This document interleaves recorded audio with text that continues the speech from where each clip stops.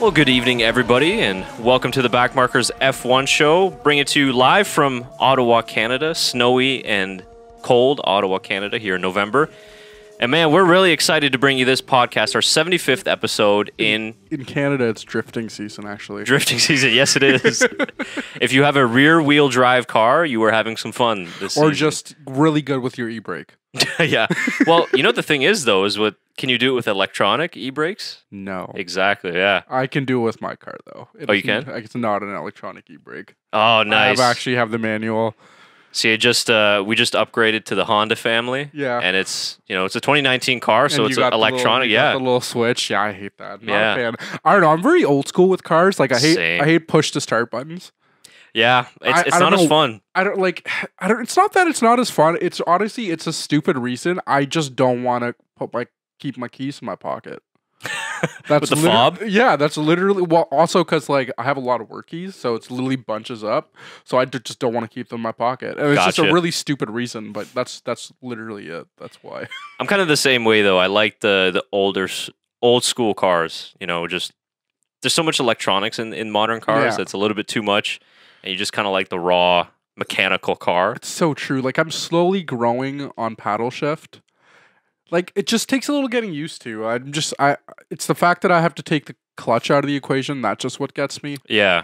But yeah, otherwise, I don't mind it. I'm getting better with it, so. Does your car have it? No, my dad's car does. Though. Oh, gotcha. Mine's just a manual. Yeah. Stick shift. I don't think I'm ever going to drive anything different. I don't think so either. Yeah. Automatics are too boring. Yeah, it's true. And I actually, it's funny that you mentioned that. I watched a video of Daniel Ricciardo reviewing racing or car movies.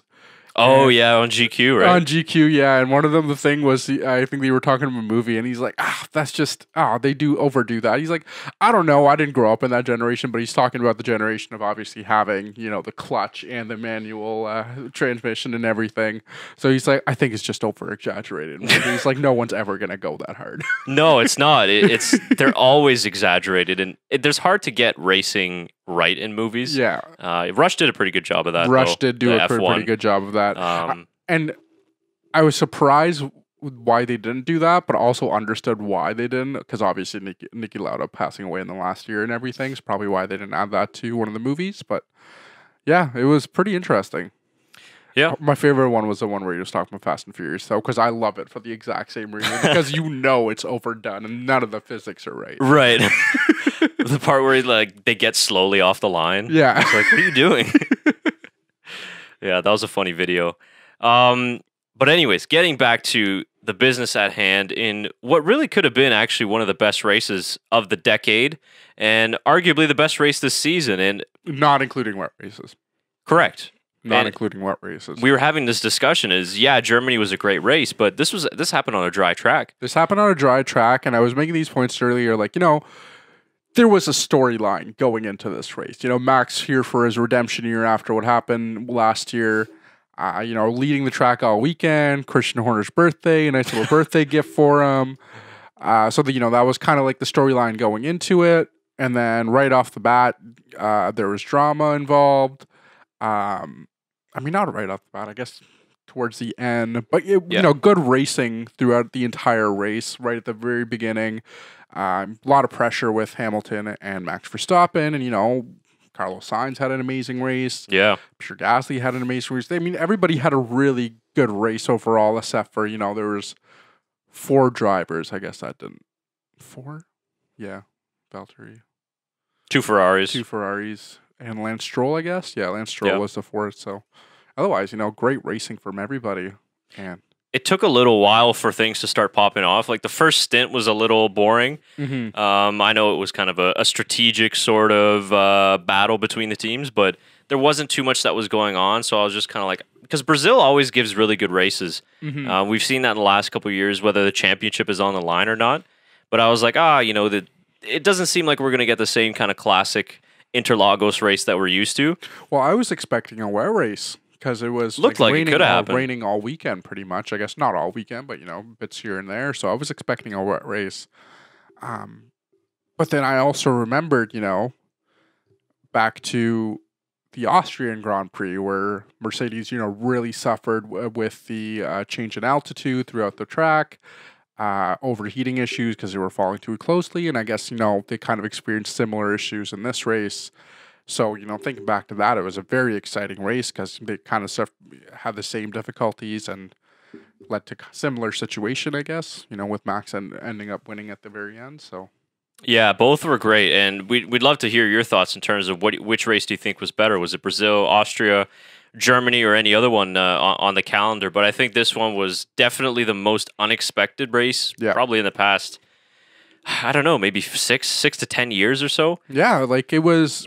The results came out of nowhere, yeah, to say the least. But I think we were just saying right before we went on, this is the first time in a few years, two other teams, other than, that are not the top three constructor teams, first time they've gotten podium in a few years that other than one team has got it. I'm not sure if I'm explaining this in the right words, but basically like more than 4 teams got a podium this year. Yes. Yeah, that's the easier way to explain it because it was Force India last year and now Toro Rosso back in Germany, Toro Rosso again. And, congratulations to Carlos Sainz for getting his first ever podium as well. Yeah, very well done. And I feel like his celebration probably meant a little bit more to him because he got his entire team up there. I'm sure like it wasn't in front of thousands of fans, but I feel like, as your own personal podium at the end of the day, it's kind of a nice feeling. I think that was unique, and that doesn't really happen too often. And it was disappointing that they couldn't get the decision across in time, and we'll discuss all the incidents and everything as we get into it. But it was a shame that they couldn't get him up there in time to spray the champagne with Max and Pierre. But he wouldn't have been able to get the team up there, and having even Lando Norris up there, all the engineers, all the staff and the team, they've worked so hard in the last couple of years. They've had so many rough times. I mean, McLaren's first podium in over 2,000 days. So I think it was even more special to be able to get the entire team on the podium because normally you don't get to do that. I think, would have made it even better if they had stuck with the Honda engine this year. Well, can somebody check in on Fernando Alonso? Is he doing okay? Is he all right? Like, is he breathing into a paper bag over the weekend? Debating if he should have left at all. Yeah. 2 Honda-powered engines, a 1-2 Honda, and then a McLaren on the podium. And that's twice this year that 2 Honda engines have made it on the podium, and two different teams with back in Germany as well. Almost would have been 3 Honda-powered engines, if, could have been, should have been. Yeah, we'll get into that. So I thought it was great seeing Sainz up there on the podium. And this episode, we're going to be jumping around a lot. There was just so many incidents and everything that happened. And, we obviously got our opinions on each one, and I'm sure you do as well. But just overall, the race in Brazil was really exciting to watch. And even the finish just right at the end with Hamilton and Gasly. We've only gotten a couple of those in F1 history where it just comes down to the line. And we remember Lance Stroll and Valtteri Bottas in Baku a couple years ago. Well, when was the last time you saw a drag race for a podium finish? Yeah, that was really the last one with when Bottas passed Stroll in Baku. But other than that, it doesn't happen often. Yeah, like it's very rare. And, the fact that you saw a Honda engine beating Mercedes at the very end was what the hell? Like, I bet all the Honda fans are just, were at the edge of their seats watching that happen. And I know I was for sure. But yeah, very exciting race right to the very end.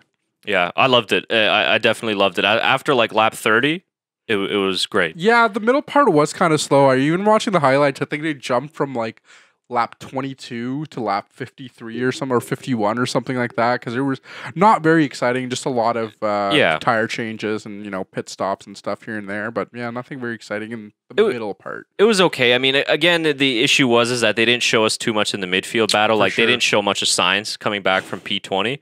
Which is... I saw a tweet from somebody the other day that's like, of course they're not going to show Carlos Sainz. I know, right? The one race he gets a podium. And again, getting to Carlos Sainz, we didn't even mention, from P20, how bad it looked on Saturday for him, not being able to get out for qualifying. And for him to go from 20th, even if he would have gotten to 4th, it would have been an amazing drive. P3? There's only one other driver that did that this year, and that was Sebastian Vettel. And that he did that in a wet race. Right. Do it in Brazil on a dry circuit where, everybody kind of has the same, no external circumstances into play, and to do that all on your own, good for him. He can compare himself Not really, but you know, he can somewhat compare himself to a world champion. We get it, yeah. Potential future world champion. And he had great overtakes. I think it was the one on Stroll going into turn 1, which was probably one of the best of the race. That was amazing. So again, a shame that we didn't get to see that part, but we had other incidents in the middle of the race, Ricciardo and Magnussen. I think that's pretty obvious in that one that it was Daniel Ricciardo's fault. My initial reaction when I just saw it live was, oh, there's Magnussen again, closing the door. No, I thought the exact same thing, and then I saw the replay. I'm like, yo. Yeah, so I'll apologize to Kevin Magnussen. I was a little bit prejudiced Can't go against out him. like that, Danny. Yeah, he locked up. He was a little bit too ambitious, and he knocked Magnussen out. Really messed up his race. Ricciardo somehow was able to recover for P6, which is pretty good, but it really screwed up Kevin Magnussen's race in the end. So that penalty, not a surprise there, and that penalty kind of relates to the other incident that we were talking about before that we'll get into. So I'm just trying to sort of remember chronologically of where things started to really pop off. But if I can go maybe just to the battle between Lewis and Max, and we hadn't seen this for actually quite a few races, probably since Hungary, really, that we've gotten to see this battle. And they were exchanging pit stops, and at one point, you know, Hamilton was ahead of Verstappen, and then Max did a great job to overtake him twice. For sure. I mean, one was just an amazing, you know, safety car start. Yeah. It's like, you don't see that very often, but he was ready for it, kept an eye on him the entire time. But yeah, no, absolutely two great overtakes from Max to make it happen. Yeah, and we saw them. I was thinking about this earlier, bro. We saw, you know, Charles Leclerc, a lot of the time when he was leading a race, his only real competition was like Lewis Hamilton, you know, like one of the other driver, but we never saw some really close wheel-to-wheel racing in those type of races where a Ferrari was winning or, you know, one of the Ferrari drivers was winning or somebody else was winning. Where I find whenever Max is in the lead, it's always interesting to see a Lewis and Max battle happen. You're expecting it to happen in the race. And like you said, we saw it last time in Hungary. We saw it in Monaco. There were multiple times this year where Max has been very close to a win, or you know, has gotten the win in a tight racing throughout the entire race. So I think this was one of his better victories because he controlled the pace the entire weekend. For sure. And we talk about the race, obviously, but he got pole position, converted the pole position, which is huge for Red Bull as a team, and as well for Max. It was technically his third career pole, but officially only his second, obviously, when Mexico was taken away. But it was one of his most complete races, the way he was able to manage the pace. And even when he got behind, Hamilton wasn't stressed out too much. He had the faster car all weekend. For sure. And 100% in control. And it all comes down to Red Bull providing Verstappen with the car to be able to challenge the likes of Mercedes, or if it's Ferrari next year, who knows. But I really think that Max has all the tools to win world championships right now.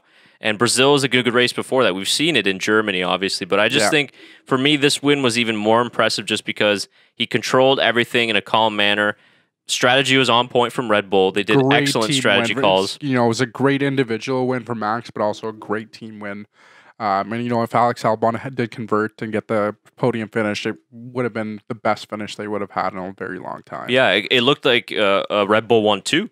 Yeah. For a few laps until the accident happened. So I think Verstappen, one of his most impressive victories for sure, and he had some really, really good moves. I think it was on Hamilton in turn 1, the one that you were talking about before.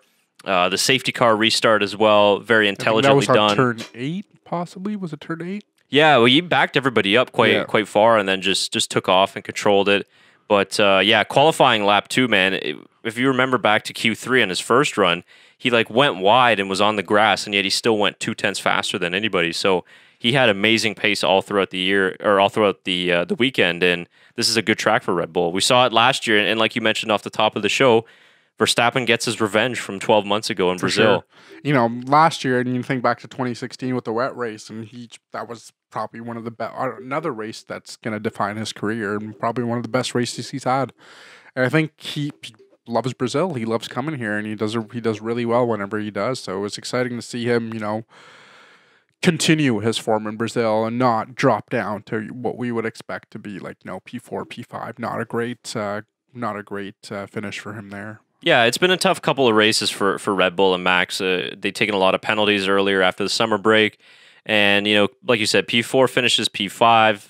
Obviously, accidents in Japan, and then the whole debacle in Mexico. So he's been there to get podiums or to get wins, and then certain things just kind of get in his way. So it was nice to see him back at the front and battling with Lewis. And I think Lewis said it best. And, he was asked, he's like, is there something you could have done to make you closer to Max? And he's like, we did everything. We threw everything that we could at Red Bull this entire weekend, and we just didn't have the pace for it. No, they just had the perfect setup for this race. And he's right. They everything was set up perfectly to both the drivers, not just Max Verstappen. Because Alex Albon on his own had a fantastic race as well. At the safety car restart, I was expecting to fall to P4 or P5, but just great overtake on Vettel and to continue it in the next turn into, I think it was turn 10, into turn 10 and just continue it through the entire race. Fantastic. Yeah, Albon did really well, and I thought he was going to be really deserving of the podium. And when he was defending against the drivers behind him with Lewis and then also the overtake on Vettel, I was like, well, I can't wait to talk about Albon and saying that, maybe I was a little bit wrong in saying that Red Bull should go for a more experienced driver next year, because I said that I think a couple of episodes ago. But I was really impressed with the way he was able to finally handle himself against the big boys. Yeah. We haven't seen that too often. And yeah, I think I was about to say this is one of the very first times we've seen Red Bull, the two Red Bull teammates finish a race, and they could have ended so close to each other, but Alex Albon did a really good job holding back the Ferraris in his end, to keep them away from Lewis Hamilton and Max, and just leave Max to deal with Lewis and only worry about that part of the race. He did not worry about anything else. So I think that was really well done. And like you said, great strategy call from Red Bull this weekend, and great gesture for them to put the person that called the tire change onto the podium. Yeah, it was a brilliant call, because Mercedes were going to do opposite, obviously, but it turns out that had they not come in, it might not have ended the same way for Red Bull. So it was a really quick split decision, but it was the right decision to go to. Yes, they gave up track position, but like we saw in Hungary with Hamilton and Mercedes pitting for fresher tires, in the end, it was a good enough sacrifice to sacrifice that first place in track position, and it worked out for them. So I think Red Bull learned from that decision. So excellent strategy call. Also, the pit stop too.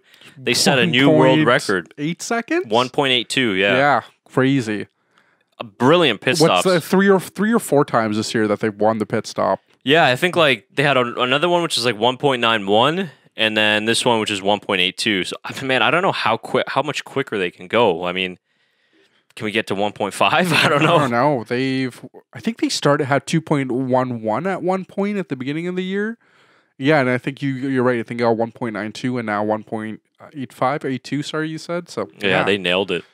And I thought that when Williams released Kubica, I thought that Max was going to go and punch Kubica after the race. He's so close. 2 fucking times. Yeah, 2 years in a row. Coming at him with that left hook. That's I don't know why Williams had to release him at that point. It was, that was an unsafe release. So not surprised he got a penalty. Especially if you're in 20th place. That's the race leader. Why ruin the race for the race leader? You're gonna get 20th place at the end. I guess he didn't. He ended up coming P15, but yeah, it's not a large pit lane either. So it's just It's funny because I actually walked away at that point, and I come back and I see that replay. I'm like, are you? Yeah, I was like, what? Are you kidding me again? Esteban, is that you? At first second, I thought it was a Racing Point car. I'm like, guys, you can't do this twice. Yeah, are you serious? Yeah, I'm glad that didn't end up worse than it did. So we were talking about the second Red Bull car with Albon, and he was on for a podium, his first podium in F1, and also would have been the first podium for a second Red Bull car this season. Yep. Verstappen's been the only one that's been able to get podiums or wins this year for Red Bull. And it looked really good for him. Like I said, at one point it was a Honda 1-2-3, Red Bull 1-2-3, and then an old 6-time world champion came torpedoing in, and was it turn 8, turn 9? I think turn it was. 9, yeah. And you know what? I do have to give it to Lewis, because even before he went in for his went to go meet the stewards, as soon as he finished the race, and he's like, "Oh, it was my fault." He's he did say my bad. He knew it was his fault. And he even said in his interview, I think he's like, I was a torpedo this week. Like it was for sure my fault.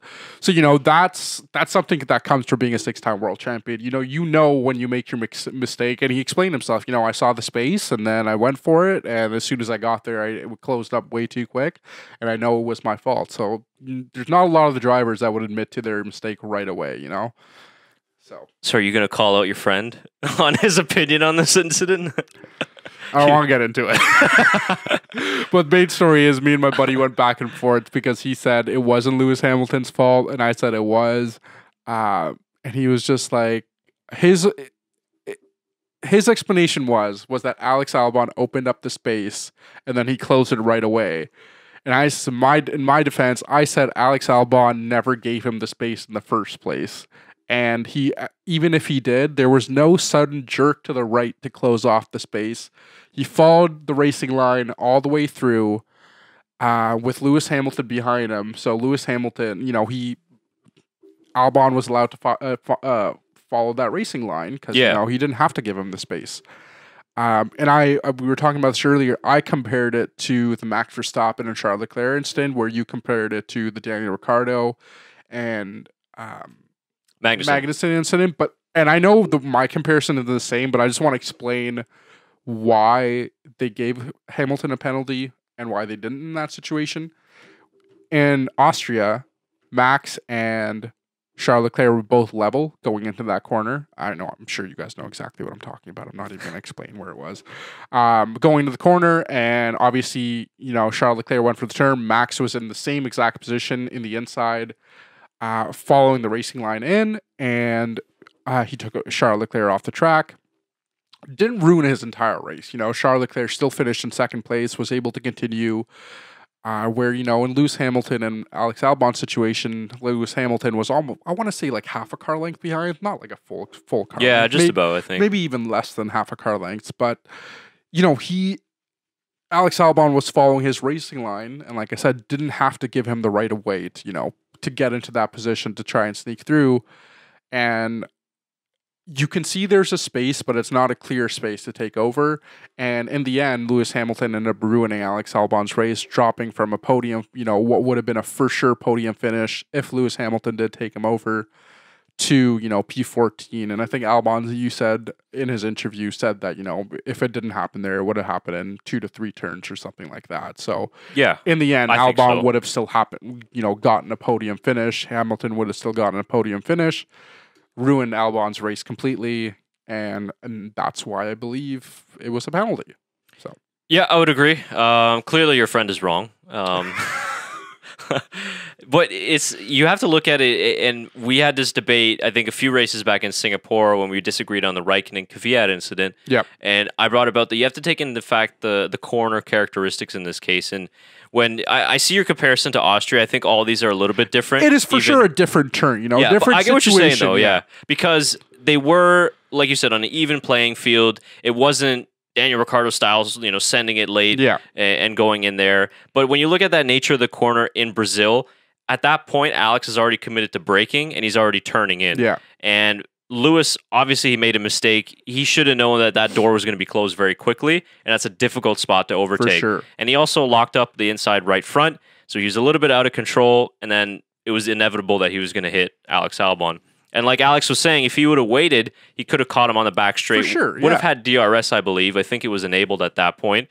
So it was a clear mistake by Hamilton. And the reason why you penalize that versus, let's say, you don't penalize Leclerc or Verstappen is, like you said, Alex was spun around and it ruined his race versus Leclerc, who still had an opportunity to overtake going into the next corner.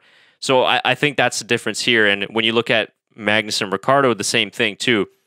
It's a racing incident. It's not malicious. It's not on purpose. But when you knock a guy out of the race like that and essentially ruin his race or damage his car, you got to give the penalty. So I think Lewis deserved the penalty in that case. And, on that, there was that Lance Stroll and Vettel incident from a few races ago where, I think it was Vettel that ruined Lance Stroll's race or Pierre Gasly's race. Was it Pierre Gasly and Vettel? I can't remember now. I can't remember. So many races. Don't worry about it then. I'm not going to get into it because I don't remember. Bottom line is, I agree with you, and I think that Hamilton deserved the penalty. And it was just ambitious. That's a difficult place to overtake. And that's like that when you go into these hairpin situations. If you're not side by side going into the braking zone where you're committing to turning in, those accidents are going to happen because that's just the nature of the corner. Yeah, no, exactly. Yeah, I guess before we get talking about the main point, I want to give a shout out to my boy Valtteri Bottas. Oh, really? Because he did not. If he would have still had a good finishing position if his car just didn't shit out, but also not because he didn't really do some great overtakes. But on the other end, Charles Leclerc had some great defending against Valtteri Bottas as well. Yeah. So I want to give a shout out to that point of racing because I'm sure if he stood a little further back, he would have had a little bit more space. But we know this is a Mercedes issue. They can't follow so closely behind the car. But yeah, it's unfortunate. Very unfortunate. I was going to give a shout out to him for bringing out that safety car. That's really, right? That's really what popped everything off. It was like Vettel in Russia, and now Bottas returned the favor here in Brazil. Well, I feel like I thought it was in a good position that they didn't have to bring in a virtual safety car. Well, anytime they bring the tractor out, they have to bring in a safety car or a VSC. But I thought that it would have been enough for him to either reverse the car into that little area where the guardrail was, or just to push the car back. That's what I figured as well, and I think that's one of the reasons he was hanging around there, because he was like, what the hell? Like, I purposely took it off track so this wouldn't happen. No, I really think that he couldn't have done much more. I think he parked it in the right place, but that's just what the FIA decided to do, and they sent out the safety car. Thank God they did. Yeah, it made for a very, very exciting race in the end of it. Are we going to get into it now, or are we going to wait? There's a lot to get into. Let's just do it right now. Okay. It was Vettel's fault. Good night, ladies and gentlemen. Thanks for joining us. Grazie, ragazzi. In all honesty, Chris and I talked about it before. It is definitely, you could say it's a 50-50 incident. Charles Leclerc didn't give him the space at first, but Vettel also, cut him off at the end, turned a little bit to the left, and ruined Charles' race, and in the end ruined his as well. But I think the more of the blame goes towards Vettel at the end of it, because he did cut Charles Leclerc off. Yeah, so we were kind of debating this because I was curious what you thought in terms of who was at fault. And my initial reaction was that it was Leclerc's fault because he didn't give enough space, because there was enough room for both cars to go side by side. Yeah. But I think looking back on it and looking at some of the different angles that we had, Vettel was the aggressor. And I think that if you had to put, I think what I told you as well, that it was 50-50. It was both Ferrari drivers were to blame. Sure. But if you were to give the instigator penalty in this situation, it would go on Sebastian, because for sure, when you look at the stage in the race too, I believe he was on older tires. Leclerc had came in during the safety car period, so he was faster. He should have been faster. Yep. He should have just let him by anyway. That's where the Ferrari management needs to come into play. But I think that Vettel was super, super aggressive, taking that line, going onto the grass at one point. And really the big problem was, this wouldn't have been a big issue, but Vettel had DRS, and I saw somebody that broke this down. Vettel had DRS, so he was going about 10 to 15 kilometers per hour faster. And when they bumped tires, that's why the big impact came, because he hit him it wasn't side to side, it was head on. Yeah. So the force of that just took Leclerc's wheel off, essentially, and then gave Vettel the puncture as well. So yeah, because it was the back tire that would have hit the front one, right? Correct. Yeah, that's exactly what it was. So he had DRS, which is why the impact was so large, because we've seen drivers touch before, and it's been side-to-side contact with no issues, but I think that's why it led to the double DNF. But I think that in that case, Vettel was just too aggressive in that stage of the race. Leclerc was faster, and I think some frustration came through, and I think he just got pissed that Charles Leclerc took him over, and he wasn't told that he wasn't told that it was going to happen. Yeah, and it just unravels for Vettel in that situation, right? Calmer heads prevail. Yeah. And we saw a similar accident back when he drove for Red Bull against Mark Webber in Turkey in 2010. Very similar, almost kind of picture perfect. And the two Ferrari drivers, they've been summoned to Maranello to see the bosses. They're definitely not happy about it. How big of a problem does Ferrari have in terms of managing the drivers? I mean, honestly, this had it been side-to-side contact, there wouldn't have been any issue. But I think that Mattia Binotto and the whole Ferrari staff are going to really need to sit down over the offseason, because if they've got the best car next year, this is going to be a problem. it's going to be a problem because they're going to be battling for race wins. If they were battling for what, 4th and 5th at this point? 4th and 5th, yeah. So both guys are extremely competitive. We saw what Vettel did in Russia. He's not just going to let Leclerc step all over him. So this is going to be a really interesting driver dynamic going for the next couple of years. I just, you know what? It's something that I would not expect from Vettel up until this year. You know, with Kimi Räikkönen, he just seems so calm, kind of, you know, they just work so well together as a team. And I would not expect it to come out till, you know, like really this year with the whole, bringing a new young driver like Charles Leclerc. Yeah. I feel like Vettel feels threatened by Charles Leclerc making him the number one driver, which I feel like they shouldn't. They have two very good drivers that could be fighting for both 1 and 2 positions. It doesn't need to be, you know, I'm the number one driver or he's the number one driver. So, yeah, I think you're right. I think Binotto's really going to have to sit down and have a talk. Because this happened, I think I was saying minimum 3 times this year, maybe even more. Whereas the situation between Charles Leclerc and Vettel has cost Ferrari their race. So. Well, for sure, it cost them a ton of points in a lot of scenarios. And now, because of it, Max is now in 3rd place. And pretty much sealed it, really. I called it. Called it at the beginning of this year. Max Verstappen is going to get 3rd. Did you? Okay. I did. We'll have to go back on record, folks. I did. Just make sure. I think it was one of my, what do you call it? I think one of the predictions made at the end of this year where I said Max Verstappen is going to pull it from Ferrari and get 3rd place. Okay. Well, we're going to look back on them at the end of the season. So I think it's really hard for a team to have 2 number one drivers, and I think that's what Ferrari has right now. And the reason why the whole Raikkonen partnership works so well because Kimi was a number 2. Yeah. And even though in 2018 he showed a lot of fire that he was going to, you know, won a race, got a pole position, Raikkonen always know that he's number 2, but he's not interested in playing all that politics. You know, he's 37, 38 at the time. He just wants to race. Yeah. And, no, it's true. You know, he wasn't very happy with being screwed by some of the strategies over the years with Ferrari. But at the end of the day, he wasn't going to get into all this political on-track, off-track battle with his teammate. Yeah. But now Vettel's threatened. Like, I think you described it perfectly because you got this young guy who doesn't care. He's very fast. He's very talented. Yeah. And he works really well with the team. And he's a fan favorite as well. So Vettel's seen 5 years with Ferrari go by with no world championship. And now he's got to battle the Mercedes and his teammate. It's a big problem for him, right? For sure. And we've seen it when he was with Red Bull. You know, Mark Webber was a very competent, very, very good driver as well. For sure. And we saw how that partnership ended. So I think it's really hard for a team to have 2 number one drivers. Mercedes showed it in 2014 to 16 with Rosberg and Hamilton.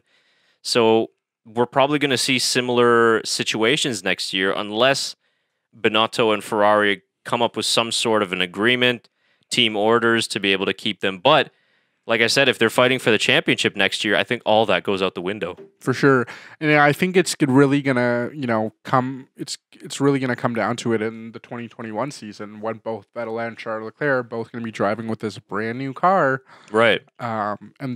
And they're both going to try and figure out who can handle it better. Will Vettel still be in F1? Will he be at a different team? Who knows? Is he only signed on till next year? Correct. Oh, okay. Yeah. 2021, he'll make his decision, or in that offseason of 2020. I see a comeback to Red Bull happening. The way Ferrari does things nowadays, it might not be a bad idea. That's why they have Antonio on the backseat, you know? They got him ready. Yeah, that's true, right? I don't know. We'll see what happens, but yeah, interesting times down in Italy for Ferrari. Last couple of things, and we have to talk a little bit about Pierre Gasly because you know we've criticized Pierre this season for his struggles with Red Bull, and obviously we're a little bit harsh on him. Were you trying to say something over the talking to your driver? What was that again, Pierre? Okay. Copy that. Good job, Pierre. Our impression of Pierre's engineers. That was fantastic because you really felt the emotion in that win. Oh, really? And not even like obviously in that screaming, but throughout the entire race. I think in the paddock they were saying you saw the entire Toro Rosso team rise to congratulate Pierre Gasly as soon as he did get that. And you felt it from a lot of the other drivers too, and the other teams that, Pierre Gasly, after all the trouble that he's been through with Red Bull this year, getting promoted to Red Bull, then demoted halfway through the season, he raced much better in the last half of the season at Toro Rosso than he ever did that with that Red Bull. Absolutely. He had more points finishes, I want to say, in that Toro Rosso than he did with Red Bull. Yeah, it'd be interesting to get the numbers, right? I think he did a phenomenal job here in Brazil. And yeah, like you said, I loved hearing the team radio. He's been through a lot, obviously personally, as well as on track and off track. And we always knew he was a talented driver. I think it's just the pressure of Red Bull. That's a high expectation environment that you're working in. Whereas and you're going into a team that's based around Max Verstappen. Correct. Like it's hard to get dropped into a team that they're basically preparing for the next 10 years of their your second season in F1, yeah, right? For sure. So it's still very difficult for him and a lot to handle. You say that, but Alex Albon's in his first season of F1, and he's handling the pressure really well. Correct, but he's also had a lot of crashes. He had a lot of mistakes, true. And he's only been with Red Bull for, what is it now, 6 or 7 races or so? Yeah, something like that.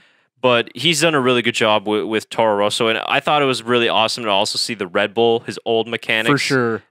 Like when do you ever see a driver from another team getting hugs and handshakes from another team after scoring on the podium? So that was brilliant to see. And I was telling you this, I don't think there's an F1 fan out there that wasn't happy for Pierre Gasly or Carlos Sainz in this race. And it just shows that we don't need Ferrari, Red Bull, and Mercedes to make this sport exciting. McLaren on a podium. You need wins or races like this, to kind of bring your excitement of F1 back up. To see a driver that isn't, a top 6 or top 3 driver finishing in the podium and, making it possible for, other teams to kind of step up. Toro Rosso is now fighting with Renault to get that 5th position for constructors. When did you I didn't think that was going to happen at the beginning of this year. No one would have thought of that. No one would have thought McLaren would have gotten would have confirmed 4th with a race to go. So the beginning of the season wasn't that fantastic. And I think after France, it's just become one of the most exciting seasons of F1 we've seen in the last 3 or 4 years, maybe even 5. So yeah, I just love how unexpected that it's been after what was the first 8 races of the season. And we need more of these midfield teams fighting at the top because they're really good racers. They spend most of their time overtaking anyways because there's so much action in the midfield. And then all the mechanics, all the engineers, all the people working in the teams, they work so hard, and each weekend they're happy with P7, P6 at the most, maybe the odd P4 or P5 here and there. But to be able to get on the podium, spray some champagne, and bring a trophy home is so massive for these teams like Toro Rosso, that's a smaller team based in Italy. Obviously, McLaren has had a rich history, but imagine if we got Racing Point in the mix, or Alfa Romeo was right there, could have had a podium as well. So 2021, hopefully, we're going to see more of this. And how great would it be to have every race, a McLaren's on a podium this weekend, a Renault's on the podium the next weekend, and it doesn't always have to be the top 3 teams because, look, Ferrari scored 0 points in this race. Mercedes scored only 6 points in this race. Yep. Alfa Romeo, they collected 22 points. Toro Rosso the same. We didn't even mention that. Good for Alfa Romeo and Giovinazzi getting his first, best ever finish. And Kimi getting his best ever finish since leaving Ferrari. Yeah, for sure. He's kept up a streak. I think he's had a P4 or better in every single season of F1. Oh, really? Eh? Which is crazy because he's done 48 years in F1 right now. So, but yeah, they did really well. Especially Alfa Romeo's pace in the last couple races has been awful. Yeah. So to get 4th and 5th was miraculous, I think, for them. For sure. But there's the other thing, right? Is we love to see the midfield team celebrate, and we all have our favorites, and we all have drivers that we like to see win, and we all have drivers that necessarily we don't like to see win. But when we see Gasly on the podium, when we see Carlos Sainz on the podium afterwards, we love it. Yeah. It was amazing. I don't think that there's a fan out there that wasn't happy for Pierre Gasly or Carlos Sainz. Yeah. I mean, it's the same way we felt about Daniel Kvyat winning the German Grand Prix, to come out of nowhere in a wet race, to do these great overtakes against, a 6-time world champion, 4-time world champion, to see it all happen is very exciting and, kind of brings your spirits back up for F1. And now I'm just honestly really looking forward to 2021 to see what's gonna be different. Are we gonna have races like this, or are we gonna, it's gonna be the same as Mercedes winning every other race? So it's great. It was a fantastic race. the finish at the line, and again, just that emotion and the team radio. We laugh, but it's so amazing to see. That's all he can do is just scream in the radio because he couldn't believe it. Yeah, no, exactly. Well, I mean, what else are you going to do? I mean, I'm sure if Carlos Sainz had a confirmed podium, we would have been hearing the same thing from him. Oh, no doubt, no doubt. But yeah, no, we heard some smooth operator from him again. Yeah, that's true. Actually, the smoothest operation of his life. But great for Pierre Gasly, and well done to Toro Rosso. Their most successful season ever in F1. 2 podiums, and like you said, they're 8 points behind Renault for 5th in the constructors. And that's kind of exciting to look forward to for the last race of the season. They could do it if they have 2 points finishes, and Renault doesn't. There's a chance that they might not get those points finishes. So of course, it's very exciting to see what could happen, and to see Renault fall from what they were 4th last year to 6th place. Yeah, but not just that, but the teams that finish ahead of them, right? Okay, McLaren, you can understand. McLaren's got more money; they're a bigger team, but at the same time, they've struggled a lot in the last couple of years. And I think Renault's put in a lot more money than McLaren has. They lost a world time champion last year, and they had somebody win a podium that's racing this 3rd or 4th F1 season, right? And they've had another person that's in their 1st season of F1. So yeah, and like I said, for Toro Rosso, who's the B team of Red Bull out of a small factory in Italy, to beat Renault, not just the F1 team, but the whole customer manufacturer, for sure, that would be a massive loss for Renault, but an excellent gain for Toro Rosso. And like you said, going into the last race, it's not just the points, it's the prize money that comes with where you finish. But it's also a big F you to Renault after last year. So a mass double fingers. That's what it is. That's why, I wonder who wrote that tweet from Renault congratulating McLaren on the podium. How much? That must have really hurt writing that tweet, because it's awkward. Man, you lose Red Bull. Then you get McLaren back to lose to McLaren in the constructors. A customer, yeah. Yeah, and then to have, somebody you made fun of all last year for going to a Honda engine, have their B team beat you. It's kind of embarrassing. Do you think Christian called up Cyril? Oh, for sure. I think he will after the next race. I want this in the Netflix documentary. I want to see this phone call after this year. Hey, Cyril. So, how's your very expensive driver going? Yeah, you're spending your money now, huh? Hey, by the way, could you teach Esteban what the flags mean too? Yeah, it's not good, man. It's really not good for them. I know that Franz Tost said that Abu Dhabi necessarily isn't their best track, but Renault struggled so much this season that being able to pull off a double points finish and score more than Toro Rosso might be a bit difficult, but it'll be close. So for sure, that's something to watch out for. But yeah, anyways, for Toro Rosso, they're obviously changing the name next season to AlphaTauri. So I guess a good way to close the chapter on Toro Rosso. They're still going to be the B team, though, obviously. For yeah, Red Bull. Yeah. Nothing. Okay, I think the only thing that changes is the team name. It's just the name. Yeah. Okay. Yeah. Makes sense. Like Racing Point. So. Yep. Yeah. Okay. So yeah, what an excellent day for them. I think that's about it, man. I think we covered mostly all the bits and pieces of the 2019 Brazil Grand Prix. I give another shout out again to Carlos Sainz. Obviously, we had to wait a good 2 to 3 hours after the race for it to be confirmed. We kind of all knew it was going to happen. I wish we would have had the same stewards as there was in Canada. Yeah. Those guys were finger on the trigger pulling that penalty right away. So if we would have gotten that, they would have had Carlos Sainz up on the podium. Yeah, actually, I did want to comment on that where I said Lewis Hamilton admitted to his fault right after, the race ended. I think at that point they should have been like, okay, well, if he knows it's his fault, why are we still giving him this podium finish, Well, and the problem was that they were investigating the Ferrari incident, but for me, why don't you just put that incident on back burner? Because that's not a who cares? A podium deciding decision, Yeah. They're out of the race, it doesn't matter. So exactly. So I'm not sure why they didn't just look at that first. It was fairly obvious to me that it was a penalty, and that's what it ended up being. But at any rate, like we said off the top of the show, I think that the podium celebration that McLaren got was even more special. Yeah, for sure. So I really like to see that. But anything else? Do you think we missed anything? Oh, the one thing I did want to mention. This was some of the pre-race festivities. Obviously, this past year, it was, I believe it was 25 years since the death of Ayrton Senna. And I missed a segment on Sky Sports of Martin Brundle driving his MP44. MP4, yeah. I heard about that too. I didn't get to see that either. But his nephew, Bruno Senna, yeah. drove. I'm just trying to find the video because they posted it today. I think I retweeted it here. We'll show you guys the video, but check it out on F1's channel. They did like a driver eye of Senna driving his car, and they also just showed some shots of him driving around the track, which was really cool because he had the exact same helmet as his uncle. Pretty cool. So it was amazing, just to have, and the fans too. You can see how much Brazil loves Ayrton Senna still to this day after all this time, and just to have that same car riding around the track was just incredible.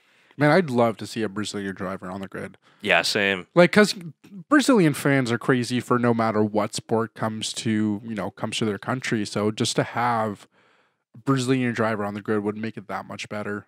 Yeah, absolutely. Does his nephew drive anywhere? He used to drive an F1 a couple years ago. Okay. But actually, I don't know what he's doing. Let me just do a quick search what he's doing now.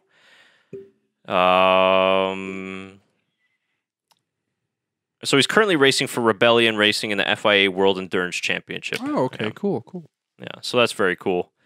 So a neat little moment for the Senna family and also all the Brazilian fans. But it's just like it's really, I thought it was just really cool seeing this exact same helmet, the exact same car. So I really want to check out the segment that Brundle did with him. Obviously, he was teammates with him many years ago, so that was cool. Cool stuff. So I couldn't decide on my driver of the day for this one because I literally had 4. Yeah. I mean, I have mine. Let me hear yours, but I obviously, Max Verstappen, Alex Albon, Pierre Gasly, and Carlos Sainz. I know Carlos Sainz definitely deserves driver of the day, but Alex Albon also had a great race. True. And Pierre Gasly got his first ever podium. Then Max just had a great weekend. So like it's hard to decide, but I think for driver of the day, I think it's gonna have to be Carlos Sainz. Agreed. That was my driver of the day. Yeah, it's just there's like if it was driver of the weekend, it would for sure be going to Max Verstappen. But yeah, driver of the day, I have to say it has to be Carlos Sainz. And all you Dutch fans out there, you guys got some real power because anytime like Max has a decent race, he's driver of the day. Yeah. And it's all from Holland. I mean, we love Max. We're big Verstappen fans as well, but my vote definitely would go to Carlos Sainz. Oh, it was a close one too. I think it was only like 22% for Max Verstappen to get driver of the day. So, there was a lot of other drivers that were definitely voted in for that to happen. So. Yeah, I think it could have been any of the 4 that you mentioned. But you might as well make it Sainz or Gasly or Albon because they don't usually get it. We expect all that from Max, right? He started on pole position. We thought he was going to win the race, and that's what he did. But obviously, we didn't expect Gasly or the drive from Carlos Sainz. So, but it's a fan thing anyway, and the Dutch fans are crazy, so they get it done every day. So I think that'll about do it for us in this recap of the Brazilian Grand Prix. We thoroughly enjoyed it. Let us know your thoughts on the race, all the incidents that we talked about from Hamilton and Albon. Who do you think was at fault? The 2 Ferraris. We'd love to hear your opinions on that incident. Also, what are your top 3 races of this year? Yeah. I think Brazil honestly might shoot up to number 1 for me. I think in order for me, it has to be Brazil, Germany, and then Austria. Like 1, 2, 3, not 3, 2, 1. I think for me it would be France, Spain, and We're not Azerbaijan. talking about the shittiest one. Oh, okay, my bad. The not top 10. Okay.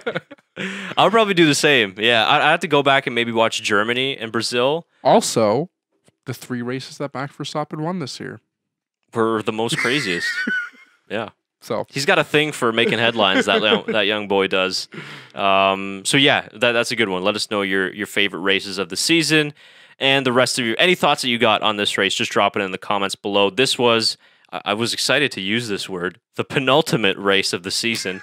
Very British, right? You don't get to use it very often. No, it's a good chance. Good job. You don't go to work like, oh, hey, bro, this is the penultimate day of the week. No. Never. It's a British thing, though, I think, right? I think so. They do these like weird spin-on words like, hey, what's your schedule? Yeah, schedule. I'm trying to think of another one. Oh, you know what the new one is? instead of harassment, it's harassment. Really? That's a British thing, and it's also like I've heard it on news talks or news shows or whatever. It's like this. Just the interesting. I think it's just people that like have these degrees that really want to be smart, but they're really not. So it's like aluminium. I can't even see it. Say it. Aluminium. It's aluminum. Yeah. It's aluminum. Aluminium. I know I can't say it. I can't see it. Say it the European way. Where was I anyway? I don't know. We're ending. That's right. Yes. Got it.